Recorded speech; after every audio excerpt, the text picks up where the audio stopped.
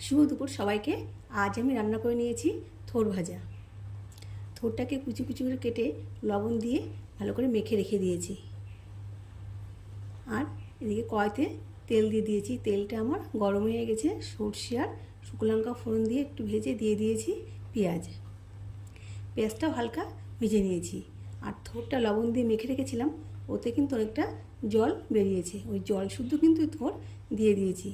আর দিয়ে দেবো একটু হলুদ, লবণ দেবো না, যেহেতু মাখার সময় লবণ দিয়েছিলাম, লাগলে পরে দেবো। দিয়ে এবার ভালোভাবে নেড়ে চেড়ে জলটা শুকিয়ে ভাজা ভাজা করে নেব। আর দিয়ে দেবো একটু চিনি। চিনি দিয়ে আবারও ভাজা ভাজা করে নেব, লাল লাল করে। আর দেখো সুন্দরভাবে থোর ভাজাটা কিন্তু আমার হয়ে এসেছে। আর এই থোর ভাজাটা খাওয়া কিন্তু শরীরের পক্ষে খুবই উপকারী।